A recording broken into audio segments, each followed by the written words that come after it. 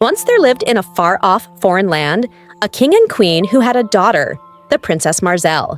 Of course, she was very much spoiled, as she was their only child, and when Princess Marzell was old enough to marry, she decided she would not marry any of the princes her father and mother had selected for her to choose from.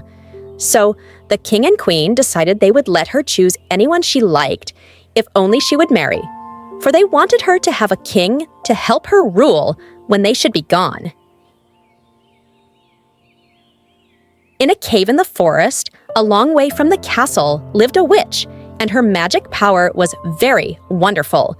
But only for those who would give her gold would the old witch work her magic arts. One of the king's servants had long wanted to be a king himself, but he knew no way of becoming a king until he heard the king and queen talking about Princess Marzell and how they intended to let her select her husband.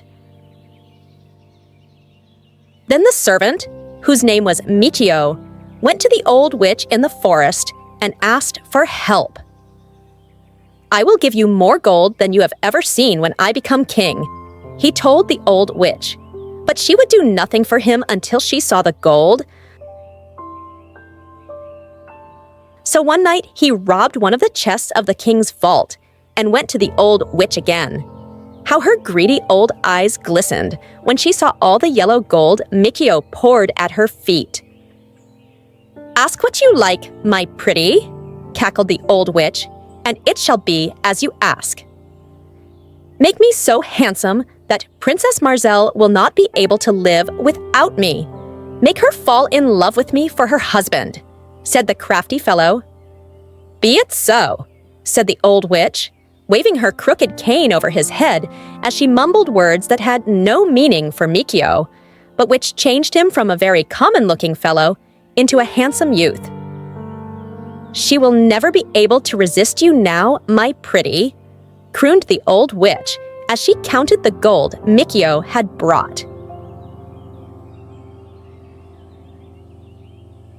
Michio did not stop to thank her, but ran at full speed to his home to look at himself in a mirror. He was indeed a handsome man, and all he needed were clothes to set off his beauty. So that night when the castle was dark and silent, Michio went to the vaults of the king and helped himself to the gold, for the king had trusted him with the keys, which made it very easy.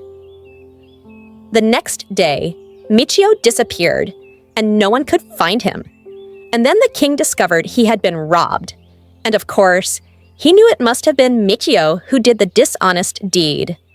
That day when the king and his servants were out riding and looking everywhere for Michio, there rode up to the castle a very handsome youth who asked to be allowed to rest for a while in the castle park.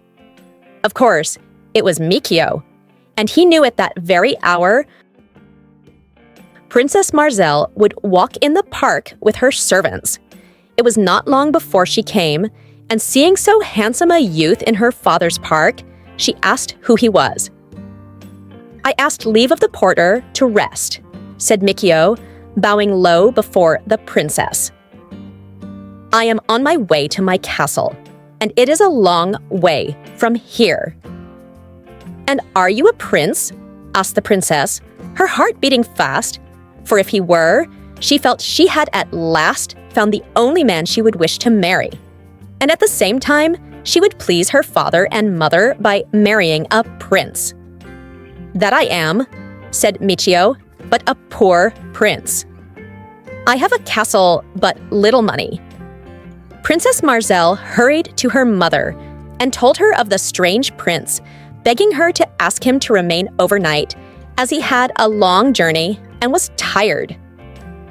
So the queen, who could refuse her daughter nothing, invited Michio to remain at the castle overnight.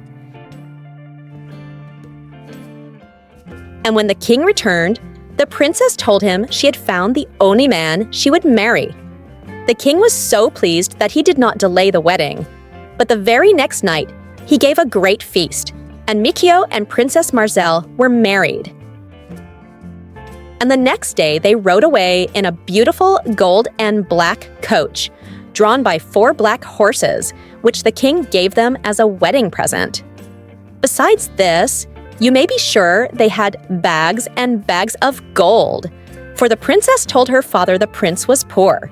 But for that, she did not care, as the king had so much wealth he could easily provide for them both. On and on they rode, for, of course, Mikio did not have any castle, nor was he sure of what he should do when night overtook them. Mikio stopped at a country inn and told the coachman to drive back to the king and tell him they were sailing to the island where his castle was the next morning and should not need the coach or the horses. He did this to be rid of the servant.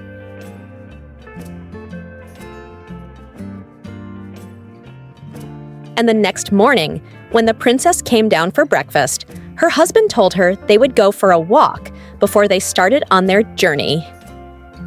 Princess Marzell was so much in love with her handsome husband that she did not question anything he did or said, so she went with him as he requested. Michio did not know where he should take her, but he wanted to put her where her father could not find her and pretend she was dead, and then return to the castle, where he intended to soon get rid of the king and queen. After a long walk, Michio saw a house in the woods away from the road, and to this he led the princess. No sooner were they inside than he locked the door and told her she was to remain there until he returned. Poor, frightened Princess Marzell. She waited and waited, but her husband did not return. And when it was dark, she was too frightened to leave the house. So she lay on the floor all night, weeping with fright and hunger. When the morning came, she climbed out of the window and ate the berries she found growing nearby. But she did not dare go away from where her husband had left her, for fear he might return, for she did not suspect even then that he had deserted her and was sure he would come back. The next day and the next, she waited, and still he did not return. And when she did try to go out of the woods, she found she could not remember the way. For weeks, she roamed the woods, eating what she could find until she was so thin, no one would have known the pretty princess if they had seen her. But one day, she heard the horn of hunters and followed the sound until she came upon the party, which she recognized as her father's servants. Quickly, she called to them, but they did not know her, and when she told them her story, they could not believe it. One of the servants said, "We will take her back to the castle with us. The queen will be sure to know her, but I do not understand how it can be the princess when the prince says she is dead and is so unhappy over her death." When the servants brought Princess Marzell to the queen and king, Michio happened to be near the door, and when he saw what had happened, he fled from the castle. The queen, of course, knew her child, and when they had heard her story, the king sent for Michio, but of course he could not be found. Michio knew all was lost now, unless the old witch helped him again. So he went to her with all his pockets filled with gold. For this he always carried with him because he was so fond of wealth. "Help me get her again, and this time get rid of her for good," he said to the old witch. "For if she disappears, I am sure the king and queen will believe she is dead, and was not their daughter, after all." "Take this bag, my pretty," said the old witch. "It is a magic bag, and once anyone is inside it, the bag will go where the owner tells it to go. Take this magic wafer also, for on this depends the working of the bag for the one who owns it. Hold it in your mouth when you give the command to the bag, and be careful not to swallow it. And here is a powder that will put those who are in your way to sleep when you go for the princess." If you wish to be rid of the princess, I should advise you to get her in the bag and tell it to jump into the ocean.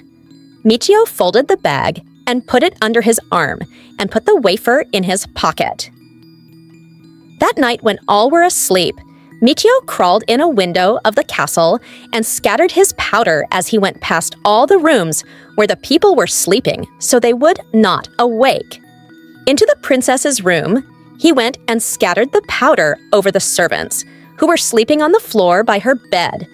But he did not bother to scatter it over the princess, feeling sure that once she was inside the bag, she would be out of his way soon enough.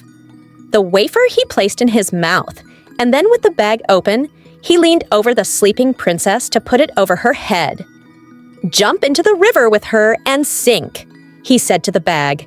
As he bent over her, a stray lock of the princess's curling hair tickled Mikio's nose, and before he could prevent it, he had sneezed, and out of his mouth flew the magic wafer, and over his head jumped the bag, and out of the window it flew to the river, and down it sank, just as he had commanded. Of course, that was the very last of Mikio, and when the princess and all the household awoke the next morning, they knew nothing about what had happened in the night, for the wafer had disappeared also, and no trace of Mikio's visit was seen.